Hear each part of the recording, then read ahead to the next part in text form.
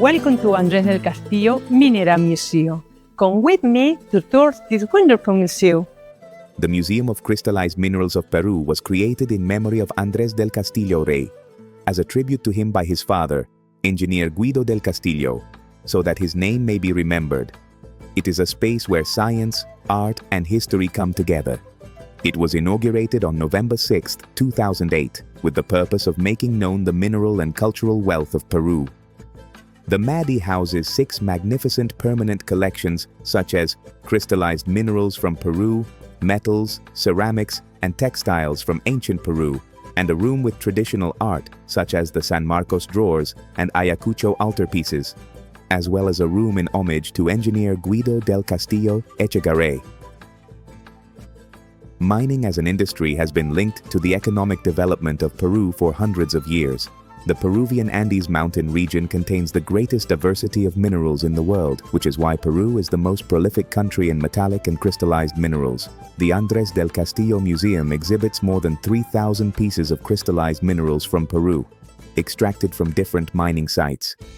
The distribution of the rooms is based on the chemical composition, internal structure, and physical properties of the minerals, classified into native elements, where we can highlight a specimen of silver, extracted from the Uchuchacua mine in Lima. The Japanese twin quartz is a silicate mineral from the tourmaline mine in Piura. Within the sulfides, the pyrite from the Huanzala mine is considered one of the best pieces exhibited in different parts of the world. In Peru, we have very few specimens of vivianite and apatite that correspond to the phosphate family. The scheelite, considered the largest crystal in the world, belongs to the tungstates or wolframates and has been extracted from the tourmaline mine in Piura that was owned by Guido del Castillo.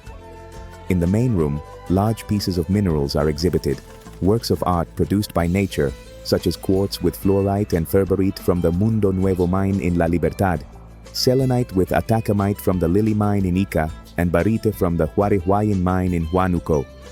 Fluorescent minerals show variations in their color when they contain foreign elements in their normal chemical composition called activators, and their brightness and color can be appreciated under ultraviolet light. The cultures of ancient Peru not only stood out for their skill in the production of ceramics and textiles, but also in metallurgy and goldsmithing, and this can be appreciated through the manufacture and decoration of pieces found in archaeological excavations. Works of art from societies of the northern coast and southern highlands, worthy examples of the technology and aesthetic quality of Peruvian artisans.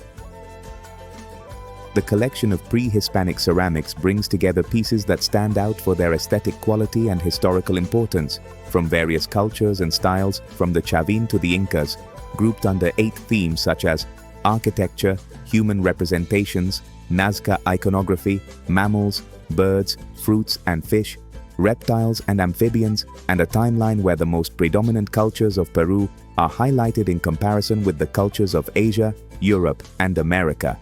In addition, we have 2 rooms that exhibit the splendid cultural manifestation of the coastal societies of the time of the Chancay lordship. The town based its existence on fishing and agriculture, but together with them, it specialized in the production of ceramics, where a simple but elegant art is captured and portrays everyday life and reveals a village, military and religious society.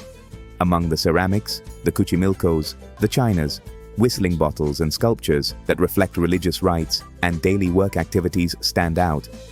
Pre-Hispanic textiles, considered unique specimens, are an important example of the textile tradition in our country. They are characterized by their technical quality and exquisiteness that demonstrate the great mastery and Peruvian textile art, recognized throughout the world. In our room, we exhibit costumes and parts of the attire that the Andean population used, highlighting among them the uncus, sandals, bags, and a chukibamba calendar mantle that dates from 1000 to 1400 AD, and that has been studied by the Dutch anthropologist Tom Zuidema and mentioned in his book Codes of Time. The San Marcos box is an important piece because it reflects the Andean worldview of the Peruvian peasant of the time, a symbol of protection and fertility. It was used as the main event for cattle branding ceremonies, also known as the Heranza Festival, a tradition in various cattle-raising areas of the country. During these ceremonies, they asked for the protection of the cattle against diseases, famine, natural disasters, and requested their reproduction.